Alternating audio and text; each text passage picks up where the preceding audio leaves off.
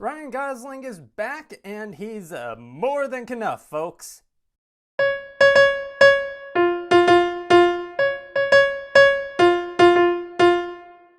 Hi, my name is Ryan Lane, and welcome to my review channel. So for today's movie, I will be reviewing The Fall Guy, directed by David Leitch and starring Ryan Gosling, Emily Blunt, Aaron Taylor-Johnson, Winston Duke, and Hannah Widdingham.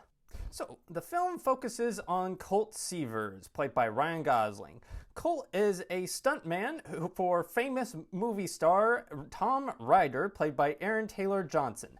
And following an on-set accident that breaks his poor back, Colt decides to retire from the stuntman game, only to unretire when he gets the chance to work on the new film of his ex-girlfriend, Metal Storm. Like, imagine Rebel Moon, but it looks actually fun to watch. Anyway, but Colt's quest for love is interrupted when coked up on Coca-Cola producer Gail, played by Hannah Widdingham, tasks Colt with retrieving Tom Ryder and bringing him back to set. That way the movie can be finished. Relationships will be mended, plots will thicken, and everyone will do dope as hell stunts along the way. So the performances are all fun and are clearly committed to the very meta and also very earnest tone this film establishes. Ryan Gosling takes advantage of his physicality for his role as Colt, a stuntman. Like, once again, he proves to be a comedic force to be reckoned with. All the scenes, like, he is tasked with pretending that he has been dosed, that he has just seen a dead body, and just his facial reactions, body language, and everything, it's all very well done and lends itself for some nice physical comedy that, at least I would imagine, harkens back to the early days of cinema with, like, Charlie Chaplin. Aaron Taylor-Johnson, he's fun as an egotistical action star who has equal parts admiration and contempt for stunt performers, particularly the ones working for him. Emily Blunt, she is very fun and very feisty to watch as Jodie, and the chemistry she has with Ryan Gosling is very well done. There's one particularly fun moment where she continually punishes the Colt character by slamming into a wall while he's on fire. It makes for some fun material to watch, just seeing their back and forth dialogue banter. Rounding out the supporting cast is Winston Duke as Dan, a movie reference-making stunt coordinator desperately trying to get Colt back in the game, and Hannah Widdingham makes for a fun turn as a self-serving producer who would get away with quite a bit in order to make her next movie a hit. So the writing is solid, but there are some missteps.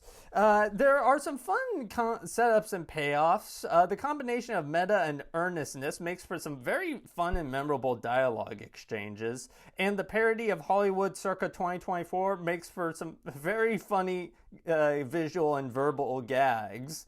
However, the film's pacing just feels off, much like David Leitch's previous film, Bullet Train, except worse. Because while Bullet Train had issues, finding a groove, it had some false starts along the way, but then once Bullet Train kicked into high gear, it stayed in high gear.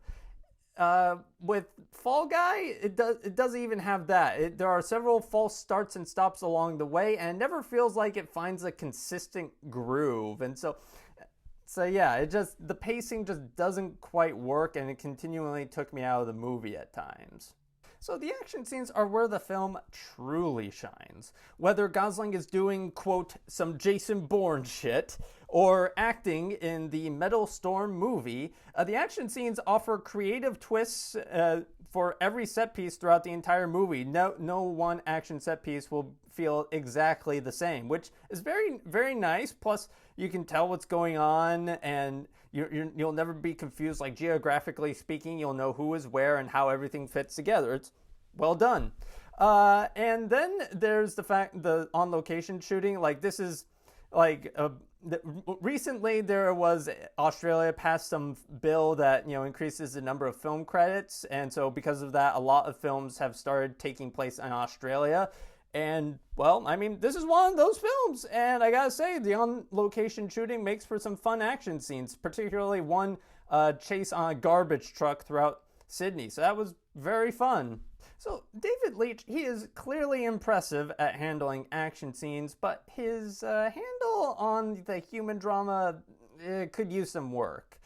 Leitch, he makes some awkward creative choices with some of the dialogue scenes, like ranging from distractingly fake wonders to awkward cross-cutting between action and dialogue scenes. Like, for example, at one point, Colt, he's in this high-speed chase situation on a truck, and Jody and Gail, they're having a conversation at a bar, and the film awkwardly cross-cuts between these two moments. Like, I get what they were going for in terms of comedy, but it doesn't work. I'm not sure if it has something to do with the editing or the writing of the dialogue exchange, but it just didn't work. I feel like it would have been better if it had just let the chase scene take place in, like, I don't know, in less edits, I guess, maybe? I don't know. I'm not sure what went wrong. I just know something went wrong is all.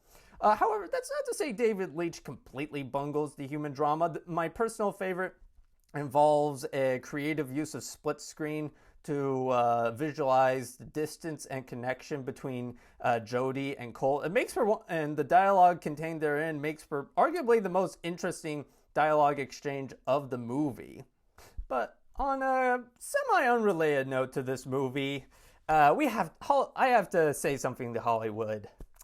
Hollywood, stop it with the, hey, thank you for coming to the movie intro. Like, honestly, it wasn't that fun to watch in the very beginning, and it's even less so now. These types of intros just keep the audience away from the good movie they paid good money to see. So just stop it. It's bad enough I have to put up with Nicole Kidman every time I go to an AMC. I don't want to have to put up with any more runtime than I have to get to the movie I want to watch. So, though it benefits from fun performances and creative action sequences, The Fall Guy features too many haphazard directing choices to fully shine.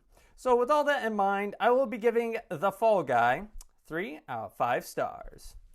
Anyway, thank you for watching. Have a good rest of your day.